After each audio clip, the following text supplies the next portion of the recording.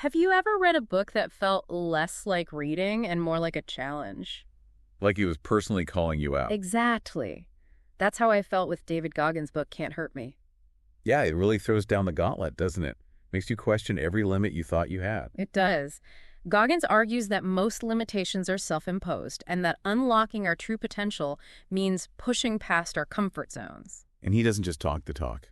Definitely not. He's walked the walk, facing some pretty intense challenges. From his incredibly difficult childhood to the brutal demands of Navy SEAL training to the insane world of ultramarathons, his life has been a constant confrontation with adversity. And that's what makes this deep dive so fascinating for our listeners, who I know are all about gaining practical knowledge and finding those aha moments. We're going to unpack Can't Hurt Me chapter by chapter and extract the key takeaways that you can apply to your own lives. Sounds good. Let's do it. Where else to start but at the very beginning? The warning order and the introduction. Right off the bat, Goggins hits you with a powerful warning. Yeah, about the dangers of a comfortable, easy life. He argues that it's a trap that prevents us from reaching our true potential. Basically, a life half-lived. Exactly.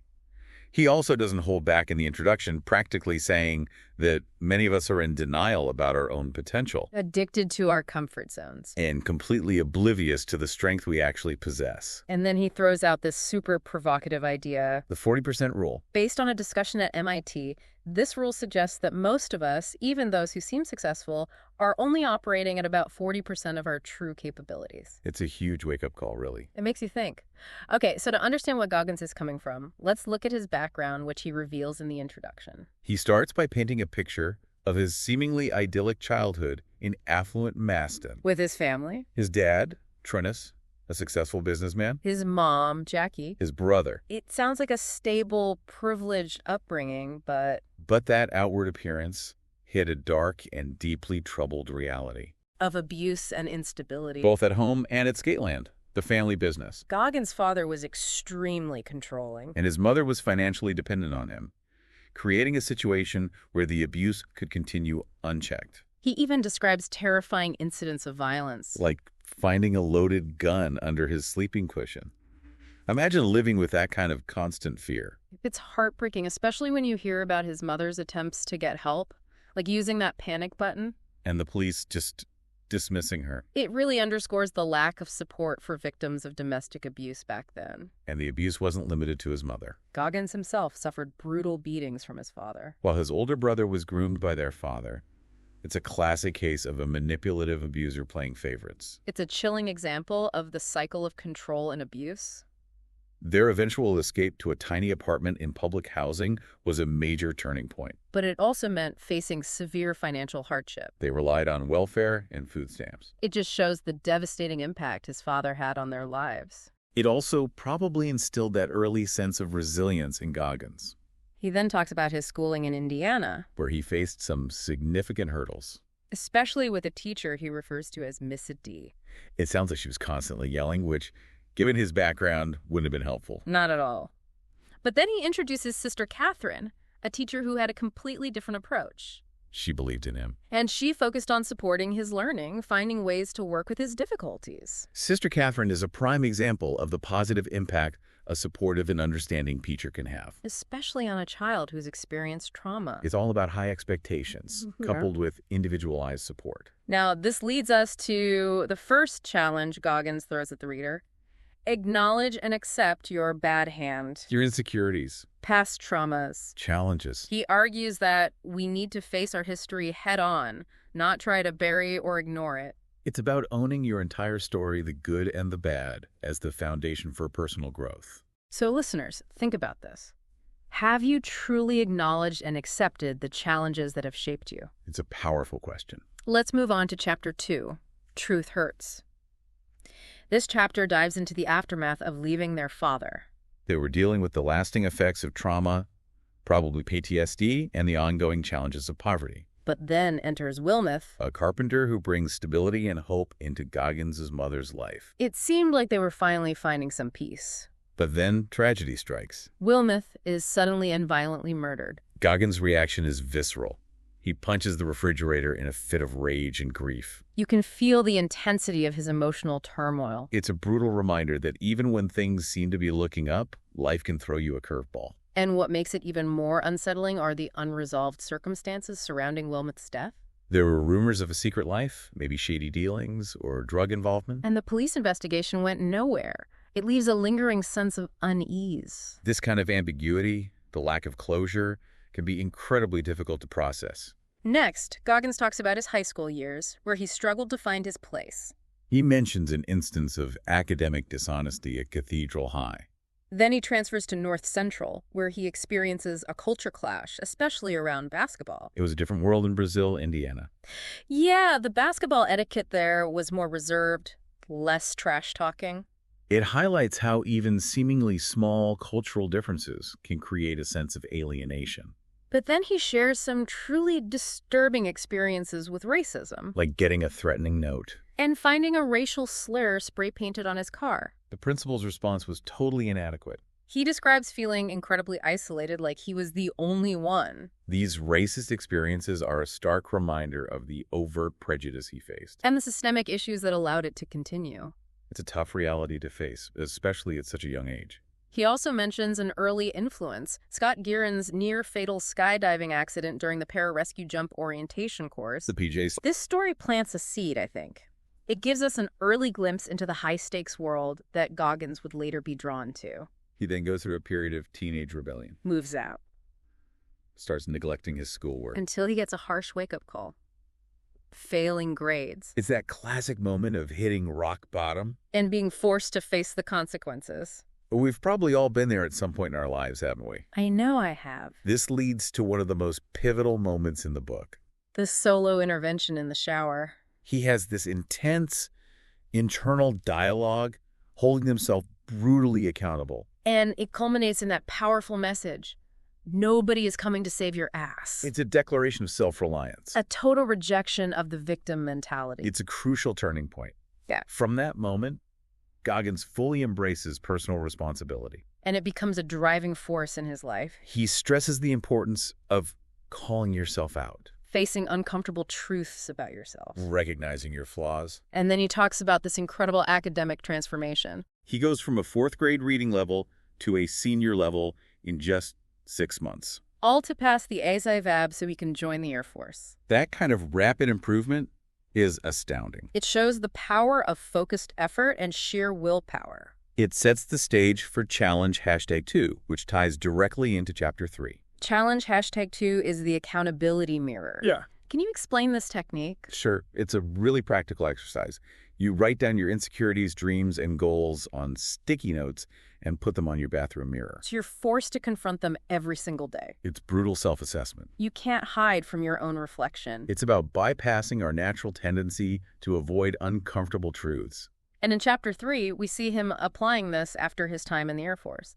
He's working as a pest control worker, has gained a lot of weight, and feels like he's lost himself. It's a low point for him. He's hiding from his potential. Stuck in a rut. Then he has this life-changing moment. He's watching a documentary about BDS hellweed. The most grueling part of SEAL training? And he sees these guys going through intense pain and suffering. But instead of feeling relieved that it's not him, he feels jealous. Jealous. Can you believe it? It's an unexpected reaction. It reveals this deep-seated desire within him to push his own limits. He doesn't see suffering as something to avoid, but as a path to growth. And that sparks an almost immediate desire to become a SEAL himself. So he goes to a Navy recruiter. And gets a harsh reality check. He's 106 pounds over the weight limit. It seems like an impossible obstacle. But does that stop Goggins? Nope. He embarks on this intense weight loss journey. Works out like crazy. Studies to retake the ASIAFs. Even runs in those heavy Bates Lights boots. Talk about dedication. He mentions drawing inspiration from the Rocky soundtrack, especially Going the Distance. It's like that music transformed his dream into something achievable. Now let's dive into Chapter 4. Which ties into Challenge #3. Challenge #3 is all about callousing the mind. Building mental toughness. And Chapter 4 throws us right into BDS Hell Week. For those who aren't familiar, Hell Week is 5.5 days of pure, relentless torture. It's designed to push you to your absolute breaking point. Physically and mentally. You've got Psycho Pete, the instructor, leading the charge. And he doesn't waste any time. It's constant push-ups, sit-ups, freezing cold water immersion, and practically no sleep. They get like 4 hours of sleep for the entire week. It's insane, and one of the most brutal parts is surf torture. Sitting in the freezing ocean, getting pounded by waves. For hours. It sounds absolutely miserable. It is. It's meant to break you down, both physically and psychologically. Now, Goggins talks about this taking souls mentality the instructors use. And he recounts a story about Boat Crew 2 during a beach run. They deliberately refused to let Psycho Pete get any satisfaction from their suffering. It wasn't defiance, but a strategic mind game. A way to maintain some inner control in a situation where they had none. He goes on to explain this idea of understanding someone's weaknesses. And either turning them into your strengths or disarming them by acknowledging them directly. It's a fascinating way to deal with negativity and pressure. Taking the power away from the person trying to break you down. Then there's this crazy moment where Psycho Pete orders Goggins to swim solo in rough, open water. At night. It was incredibly dangerous, potentially deadly. And Goggins talks about making a decision in that moment, not about whether he could do it, but about how he wanted to be remembered if he didn't. It shows his mindset. He was already thinking about his legacy. He almost drowns during that swim. And he gets pulled into the boat by another instructor, Freak Brown. But even after that near-death experience, he's focused on hiding any weakness. Especially since he wants to be a leader. There's immense pressure to project strength, even after being so vulnerable. Moving on to Chapter 5, we learn about Goggins' knee injury. A serious one, sustained during Hell Week. And he makes a don't ask, don't tell agreement with the medical staff. It shows the culture at BUDS. Pushing through pain is not just expected, it's almost a badge of honor. Then there's this underwater knot tying drill in the pool. And we know Goggins has a deep-seated fear of water. But he manages to complete the drill. It's a huge personal victory for him. Way beyond just passing a training exercise. He conquered a major fear. He talks about feeling different after Hell Week. He realized that humans are capable of enduring way more than they think. And the instructor's punishments didn't scare him anymore. It's like he broke through a mental barrier. But the physical challenges weren't over yet. He describes these agonizing bear crawls he had to do with his injured knee. And he's constantly battling the urge to quit. But Psycho Pete is there, screaming encouragement, pushing him forward. Goggins draws a connection between his victory in the pool and his ability to push through the bear crawls. It's like that earlier success fueled his determination. Like a prototype of his cookie jar concept. He explains how developing a calloused mind helps manage pain and utilize adrenaline. It's about training your mind to override those natural instincts, to stop when things get really tough. And he emphasizes that this calloused mind isn't just for physical challenges. It can be applied to any area of life where you face self-doubt. Work, school, anything. It's about remembering past difficulties you've overcome and choosing to keep fighting.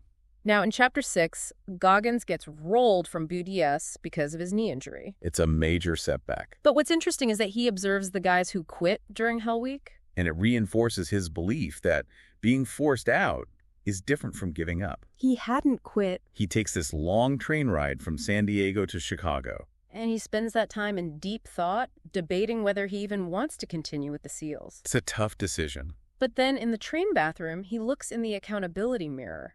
And reaffirms his commitment to the SEALs. That mirror was his touchstone, helping him refocus. He calls the SEAL detailer, but the response isn't encouraging. It's full of negativity and discouragement. But that's when Goggins realizes something profound. The regret of quitting would be far worse than any pain he was facing. It's a powerful lesson in long-term thinking. And then life throws another curveball. His girlfriend tells him she's pregnant. It creates this huge internal conflict. He's in this incredibly demanding and unstable situation with the SEALs. And now he's going to be a father. He looks in the accountability mirror and sees this determined reflection staring back at him. It adds another layer of complexity to his already tough choices. Goggins then shares a story from one of his instructors about grinding an axe. The instructor admits to being driven by his own insecurities and ego during training. It's a moment of vulnerability. It humanizes these seemingly invincible figures. It shows that even those in authority have their own struggles. He recounts an incident with another instructor, Dobbs, who has a mental breakdown during a bay swim. And Goggins sees the same look of defeat in Dobbs's eyes that he saw in his own reflection when he quit pararescue training. It's a powerful connection. A shared experience of hitting your absolute limit. In Chapter 7, he describes another brutal Hell Week. Constant rain, freezing cold, and barely any food. It sounds like pure misery. It was.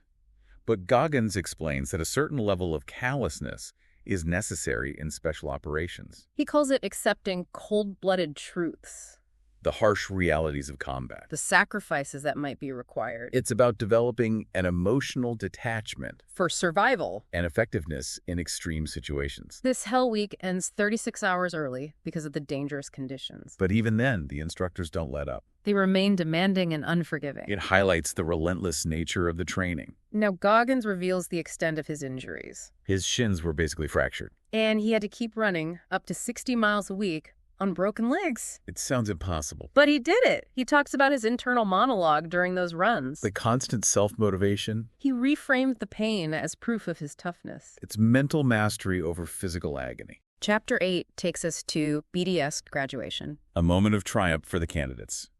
But Goggins describes a surprising feeling. Sadness. He was sad that this intense, transformative experience was ending. It's a unique perspective. He explains that BDS was about more than becoming a SEAL, It was about discovering the true limits of the human mind. and the capacity to endure extreme pain, He emphasizes that becoming a SEAL was just the beginning of his journey. a stepping stone to bigger challenges, He stresses the importance of knowing your why. and learning to channel adversity through a calloused mind. He reminds us that visualization alone is not enough, It has to be paired with relentless hard work. and the discipline to push yourself outside your comfort zone. Chapter 9 marks Goggins' entry into the world of ultramarathons. Starting with his disastrous attempt to run 100 miles in 24 hours. With practically no training. It was a recipe for disaster. But then he shifts gears to training for high-altitude skydiving. And he goes from being terrified of heights to embracing the experience. It shows how powerful consistent exposure and mental toughness can be, He talks about his final qualifying jump. which coincides with the tragic events of Operation Red Wings in Afghanistan. The loss of his fellow SEALs had a profound impact on him. It fueled his desire to do something meaningful, to honor their memory. And that leads him to Badwater. One of the toughest ultramarathons in the world. 135 miles through Death Valley in July. He meets Chris Kostman, the race director. Who's not exactly impressed with Goggins' lack of experience. Kostman challenges him to run a 100-mile race first, just to prove he's serious. And Goggins, being Goggins, does it. The San Diego one-day 100-mile race with only 3 days' notice. Yeah, and it's an absolute nightmare. Extreme physical breakdown, fatigue, even a bloody urination and defecation incident. He pushed his body to the absolute limit. When he gets home, he collapses. Passes out. It shows just how far he pushed himself. Even after that, Kostman is still skeptical, but he sees Goggins' determination. So Goggins starts training, and I mean really training. Running his commute. Competing in grueling trail races like Hurt 100 in Hawaii. He's preparing for the extreme conditions of Badwater. This is where he introduces the cookie jar concept. A mental tool for overcoming challenges. It's about remembering past victories to build confidence and resilience. He finishes Hurt 100 and learns a valuable lesson. There are always higher levels of achievement to strive for. Never stop pushing your limits. Goggins lays out his laws of nature. Which basically boil down to accepting hardship as a part of life. And a necessary component of growth. She talks about training in the desert, battling his quitting mind, and relying on his cookie jar. And then he takes us through the Badwater race itself. The extreme heat, the relentless pace, the hallucinations, The kindness of fellow runners. and that crazy swarm of horseflies. It was an epic battle against himself and the environment. He finishes the race, proving once again that his mind is his strongest asset. And he emphasizes how the mental toughness gained from physical challenges can be applied to all areas of life. It's a powerful takeaway. We move on to Chapter 10, The Empowerment of Failure. Starting with his attempt to break the 24-hour pull-up world record on the Today Show. But there's a last-minute snag. The event almost gets canceled because of the controversy surrounding his book, No Easy Day. Despite all his preparation, his first attempt fails. His hands tear, and he can't continue. It's a reminder that even with the best preparation, things can go wrong.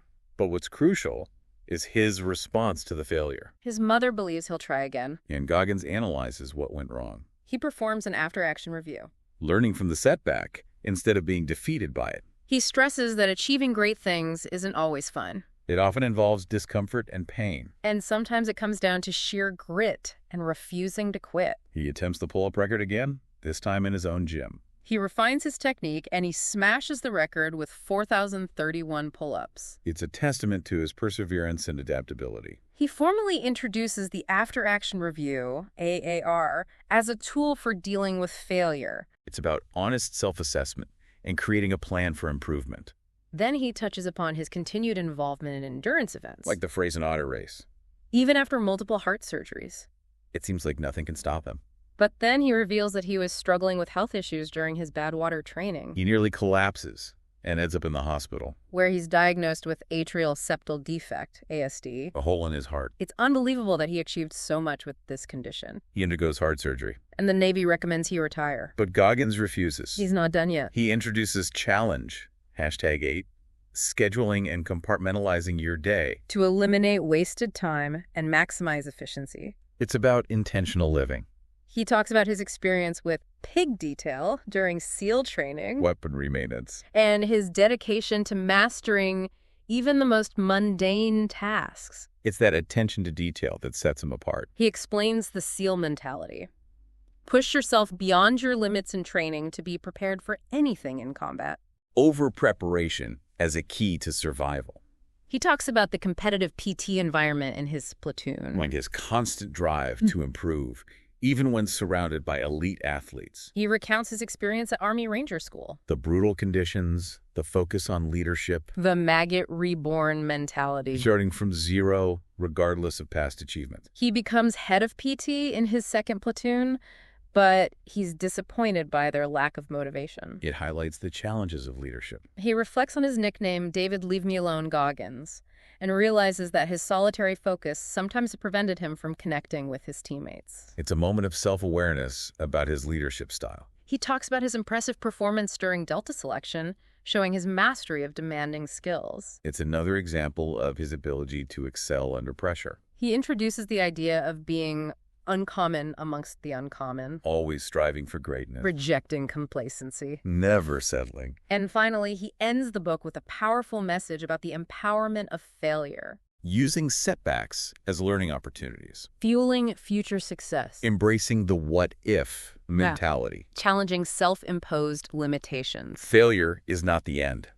It's a chance to start again, stronger and wiser. So there you have it, folks. David Goggins' Can't Hurt Me is packed with valuable lessons. The 40% rule, the accountability mirror, the cookie jar, callousing the mind, embracing discomfort, and the empowerment of failure. These are tools you can use to achieve your own goals. No matter what challenges you face. Remember, we're all capable of more than we think. Push past your limits. And never stop asking yourself, what if? What if you could achieve anything you set your mind to? Thanks for joining us for this deep dive. Goodbye.